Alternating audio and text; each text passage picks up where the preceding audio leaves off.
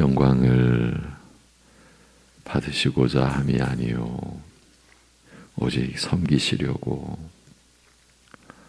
십자가에서 한없는 고통을 당하시면서까지 우리를 구원하시기 위하여 이 땅에 아들을 낳게 하신 우리 아버지 하나님, 오늘도 우리가 그 은혜 안에서 호흡하며 우리의 뜻이 아니라 하나님의 뜻을 구하며 살게 하여 주신 것 감사합니다. 덧없이 왔다 덧없이 가는 인생이 아니라 하나님으로부터 와서 하나님께로 나아가며 돌아가는 영원한 삶을 허락하여 주신 은혜를 오늘도 감사하며 기리고 찬송하며 살게 하여 주옵소서. 예수님의 이름으로 기도합니다. 아멘. 이제 로마서 6장 12절에서 14절 말씀 보시겠습니다. 로마서 6장 12절에서 14절입니다.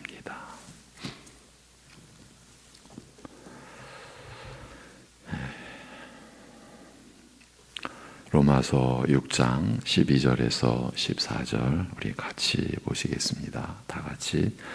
그러므로 너희는 죄가 너희 죽을 몸을 지배하지 못하게 하여 몸의 사욕에 순종하지 말고 또한 너희 지체를 불의의 무기로 죄에게 내주지 말고 오직 너희 자신을 죽은 자 가운데서 다시 살아난 자 같이 하나님께 드리며 너희 지체를 의의 무기로 하나님께 드리라. 죄가 너희를 주장하지 못하리니 이는 너희가 법 아래에 있지 아니하고 은혜 아래에 있음이라. 아멘. 네, 어제까지 우리는 감당기 어려운 내용들을 살피고 나눴습니다. 창조의 말씀을 더듬어 올라가 보았던 것입니다. 선악을 알게 하는 나무와 생명나무의 모형이 율법과 복음에서 성취된 것이 아닌가 하는 점까지 나눴습니다. 그 앞서는 하나님께서 엿새 동안의 창조를 통해서 사람에게 어떤 복락을 안겨주셨는지를 찾아보면서 절대자이신 하나님의 계명을 단 한 번 불순종하고 범죄함으로써 맞이하게 된 죽음과 심판의 결과와 그 의미에 대해서도 다시 살필 수 있었습니다. 그리고 이 단 한 번의 모형은 죄와 심판뿐만이 아니라 그리스도 안에서 이루어진 구원의 은혜에 적용된다는 점도 확인했습니다. 로마서 6장 10절에서 그가 죽으심은 죄에 대하여 단번에 죽으시며 그가 살아계심은 하나님께 대하여 살아계심이니라고 하신 말씀에도 드러나 있는 사실을 우리가 확인했던 것입니다. 이렇게 창세기까지 더듬어 가야만 했던 이유는 따로 있었습니다. 죄에 대하여 죽은 우리라고, 즉 우리가 그리스도의 죽으심과 합하여 세리를 받음으로 그와 함께 장사되었다고 하고서 우리 자신을 죄에 대하여는 죽은 자로 여기라고, 그래서 그리스도 예수 안에서 하나님을 향하여 살아있는 자로 여기라는 이런 말씀의 구조를 이해하기 위한 일환이었습니다. 그러니까 완벽한 창조의 역사 속에 충만한 생명을 지닌 존재로 사람을 지으셨는데도 불구하고 사람으로 하여금 단 하나의 계명을 받들게 하심으로써 그 생명을 누리게 하신 창조의 역사, 그야말로 창조의 원리, 그 창조의 질서를 되짚어 보면서 창조주 하나님과 피조물 인간이 기계적이 아니라 인격적으로 관계를 맺게 되도록 하신 그 창조의 원칙과 질서를 살펴본 것입니다. 이렇게 창조의 근본 원칙과 그 이치를 통해서 우리로 하여금 그리스도 안에서 죄에 대하여 죽은 자가 되게 하셨음에도 죄에 대하여 죽은 자요 하나님을 향하여 살아있는 자로 여기라는 이 명령의 말씀을 따라서 살도록 하신 하나님의 뜻을 우리가 살피고 나누어온 것입니다. 이제 로마서 6장의 말씀을 따라서 살펴가겠습니다. 10절, 11절, 오늘 본문 앞절이죠. 그가 죽으심은 죄에 대하여 단번에 죽으심이요 그가 살아계심은 하나님께 대하여 살아계심이니 이와 같이 너희도 너희 자신을 죄에 대하여는 죽은 자요 그리스도 예수 안에서 하나님께 대하여는 살아있는 자로 여길지어다 라고 하신 말씀에 이어서 오늘 본문이 이어집니다. 12절 그러므로 지금까지의 내용을 받아서 그러므로 너희는 죄가 너희 죽을 몸을 지배하지 못하게 하여 몸의 사욕에 순종하지 말고 라고 합니다. 다시 들어보십시오. 그러므로 죄가 너희 죽을 몸에 왕노릇하여 그것 곧 몸의 정욕에 순종하게 하지 말며 라고 합니다. 죄가 왕노릇하지 않도록 하라라는 거죠. 11절까지의 내용을 받아서 일단은 결론을 내리는 구조로 기록되어졌습니다. 그러므로 죄가 죽을 몸에 왕노릇하여 몸의 정욕에 순종하게 하지 말며라고 하는 것은 우리 자신을 죄에 대하여 죽은 자요 그리스도 안에서 하나님을 향하여 살아있는 자로 여기라는 말씀을 따를 때에 응당 일어나야 할 일, 곧 일어나는 일이라는 뜻입니다. 죄에 대하여 죽었는데 어떻게 죄가 자신에게 왕노릇할 수 있겠습니까? 죄에 대하여 죽었으니 죄와 무관한, 곧 죄와는 상관없는 처지가 된 것이니까요. 그러니까 우리 자신을 죄에 대하여 죽은 자로 여겨서 죄가 죽을 몸에 왕노릇하여 몸의 정욕에 순종하게 하지 말라는 것입니다. 우리가 몸의 정욕에 순종하는 것은 죄가 죽을 몸에 왕노릇하여서 일어나는 일이라는 것이에요. 그런데 우리가 죄에 대하여 죽은 자이기 때문에 자신을 죄에 대하여 죽은 자로 여길 때는 죄가 나의 죽을 몸에 왕노릇할 수가 없게 됩니다. 그리 되면 몸의 정욕에 순종하는 일은 일어나지 않습니다. 그리 될 수가 없는 법입니다. 지금 바울 사도는 우리 믿는 자들이 어떻게 성결한 삶을 영위해 갈 수 있는지에 대한 그 원리를, 그 이치를 설명해 가고 있는 중입니다. 그 원리, 그 이치는 하나의 설명으로 이루어집니다. 그것은 오직 죄에 대하여 죽은 자로 있는 것이에요. 죄가 우리 몸에 왕노릇하는 것을 막거나 이길 수 있는 길은 이것뿐입니다. 이 점을 설명하고 있는 거예요. 그런데 이 구절에서 특이한 표현을 사도가 사용하고 있습니다. 너희 죽을 몸이라는 표현입니다. 죄가 너희 죽을 몸을 지배하지 못하게 하여 몸의 사욕에 순종하지 말고 라고 하지 않습니까? 이렇게 너희의 죽을 몸이라 하고 바로 그 몸의 정욕이라고 덧붙여 놓았습니다. 죽을 몸의 정욕이라는 거죠. 이 나열 속에 사도의 분명한 의도가 들어있다고 여겨집니다. 죄가 내 안에서 왕노릇하여 내가 정욕에 순종하게 될 때에 죄가 내 죽을 몸에 왕노릇하는 것이고 또 그 몸, 곧 죽을 몸의 정욕에 순종하게 하는 것 아니냐는 겁니다. 한마디로 죄가 역사하여 그 결과를 얻어내는 것은 나의 죽을 몸과 상관된 것이라는 말입니다. 그러니 무슨 의미가 있겠고 무슨 가치가 있겠냐는 것 아니겠습니까? 사람들이 하나님을 무시한 채로 제멋대로 살아가는 것이 사실은 필연적으로 죽을 몸을 위해 사는 것에 불과하다라는 뜻입니다. 그러니 이렇게 살아서는 안 되지 않겠습니까? 이 얘기를 하고 있는 거죠.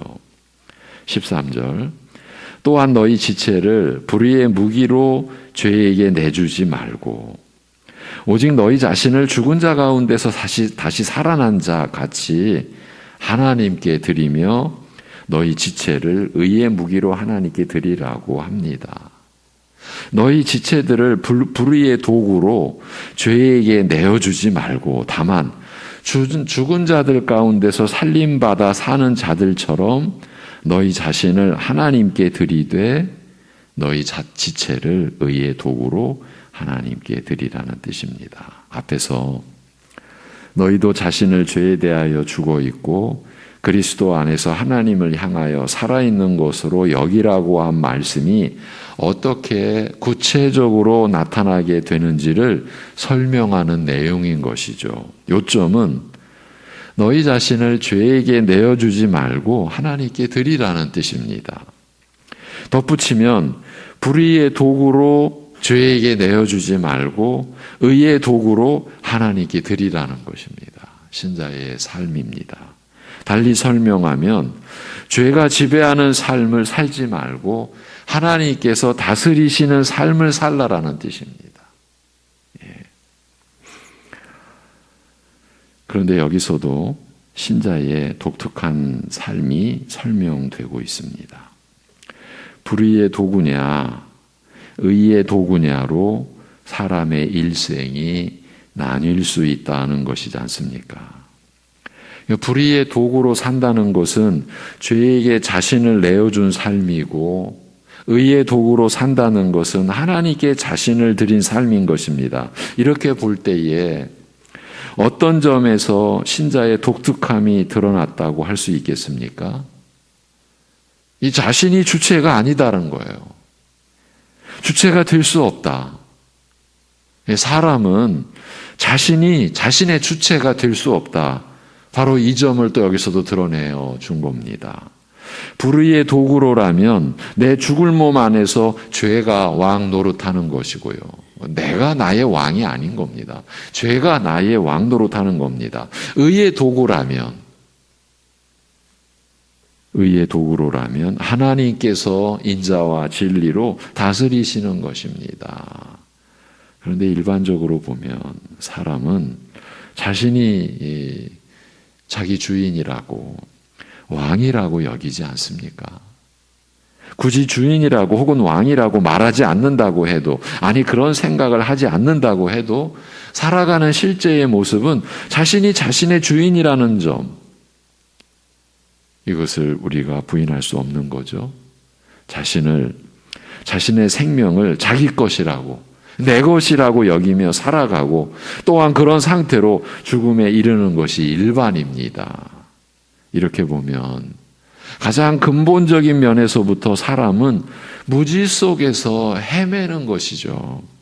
자신을 스스로 속인다고 할 수도 있겠습니다. 실제로는 죄가 자신의 왕노릇을 하고 있는데도 말입니다. 죄가 자기를 다스리고 있는 거예요. 지배하고 있는 거예요. 그런데도 자기가 모든 것을 주관하는 줄로 여긴다는 말입니다. 이렇게 처음부터 끝까지 그리스도 밖에서의 인생은 이 착각 속에서 착각한 채로 살아가는 것이죠. 그래서 거짓된 인생이라고 하는 것 아니겠습니까? 14절 죄가 너희를 주장하지 못하리니 이는 너희가 법 아래에 있지 아니하고 은혜 아래에 있음이라고 합니다. 죄가 너희를 주관하지 못하리니 이는 너희가 율법 아래에 있지 않고 은혜 아래에 있음이라는 뜻입니다. 어제 우리가 창초의 말씀을 보면서 율법 아래에서 은혜 아래로,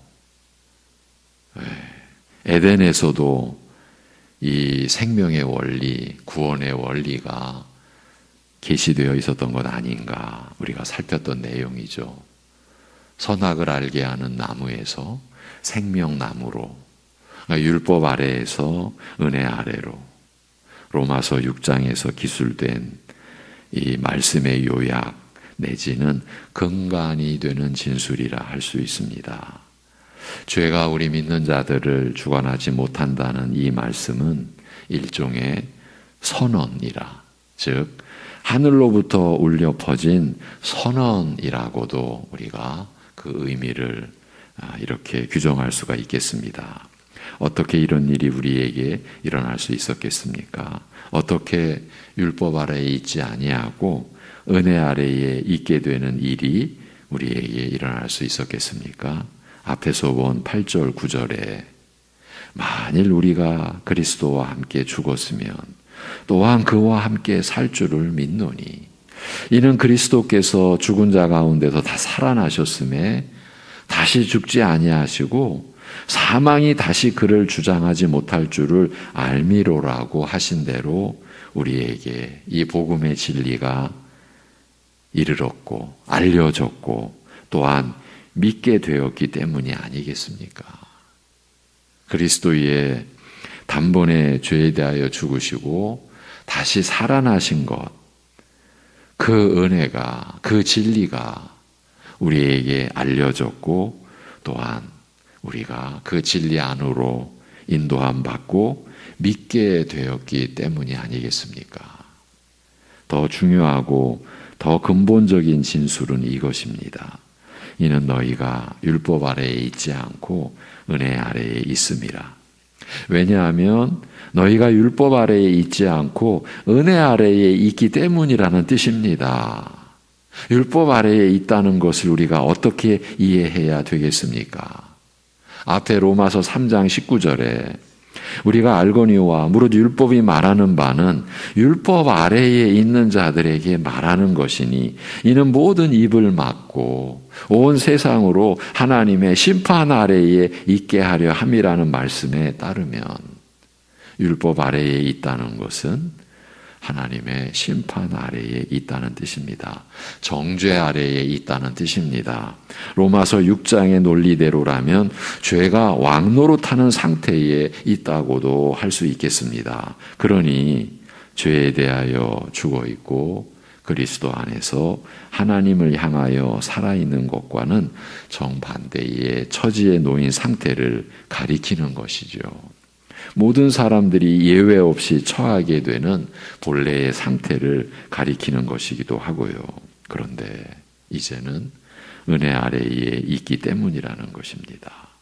죄가 우리 믿는 자들을 주관하지 못하는 것은 우리가 이제는 율법 아래에 있지 않고 은혜 아래에 있기 때문이라는 뜻입니다. 앞에서 이 구절이 하나님으로부터 내려진 일종의 선언과도 같다라고 한 것은 이런 일이 우리에게 일어나게 되었는데 율법 아래에서 은혜 아래로 이렇게 우리가 나아가는 일이 일어나게 되었는데 우리로서는 아무것도 한 일이 아무것도 기여한 일이 없기 때문이기도 합니다. 전적으로 하나님께서 계획하셨고 이루셨고 또 우리 안에서 성취하셨기 때문입니다. 그리하여 우리 믿는 자들이 은혜 아래에 있게 된 것입니다. 로마서 3장 23, 24절에서 모든 사람이 죄를 범하였음에 하나님의 영광에 이르지 못하더니 그리스도 예수 안에 있는 속량으로 말미암아 하나님의 은혜로 값없이 의롭다 하심을 얻은 자 되었느니라고 말씀하신 그대로입니다. 영원히 죄인일 수밖에 없는 사람이 하나님 앞에서 의롭다 하심을 얻은 자가 되었는데 이 일이 오직 그리스도 예수 안에 있는 속량으로 말미암아 그 십자가의 구속으로 말미암아 이루어졌으니 이를 하나님의 은혜라, 값없이 받은 은혜라고 하는 것 아니겠습니까? 죄가 너희를 주관하지 못하리니 이는 너희가 율법 아래에 있지 않고 은혜 아래에 있음이라고 한 이 말씀을 로마서의 주제 구절이라고 우리가 그렇게 이해할 수도 있을 것입니다. 율법 아래에서 은혜 아래로. 이것이 우리 믿는 자들에게 일어난 복되고 영광되며 신령하고 거룩한 일이요 역사인 것입니다. 사람으로서는 꿈꾸는 것조차 허용될 수 없는 일이 우리 믿는 자들에게 일어난 것입니다. 달리 표현해 드리면 죄 아래에서 의 아래로, 사망 아래에서 새 생명 안으로, 저주 아래에서 영광 안으로, 영벌 아래에서 영생 안으로, 이렇게 볼 수 있지 않겠습니까? 율법 아래에서 은혜 아래로.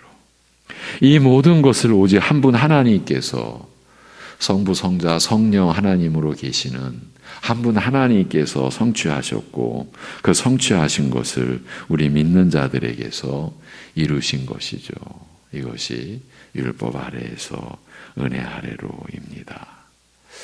한 가지만 덧붙여 드리면, 율법 아래에서 은혜 아래로 우리가 들어와서 새 생명, 영생의 삶을 우리가 살아가게 되었는데, 결코 잊으면 안 되는 것은, 그렇다고 해서 우리가 믿음으로 그 하나님의 은혜를 우리가 받아 누리는 삶을 산다고 해서 율법이 폐기된 것이 아니라고 하는 점을 절대 잊어서는 안 됩니다.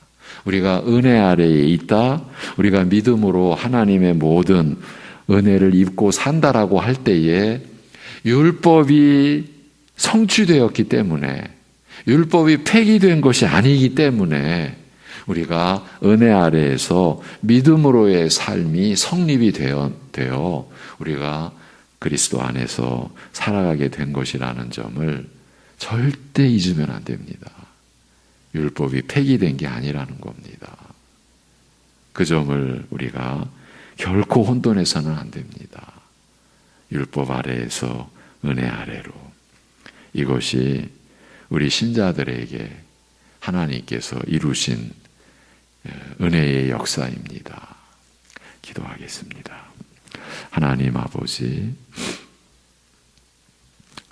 이 새 생명의 길을 오직 우리 주 예수 그리스도 안에서 이루셨고, 그 생명의 길을 닦아주셨고, 그 길 위에 우리가 있도록, 우리가 그 길로 나아갈 수 있도록 이 모든 일을 이루시고 우리에게 그 일을 성취케 하여 주셔서 믿음으로 주님 의지하고 살게 하여 주신 거 감사합니다.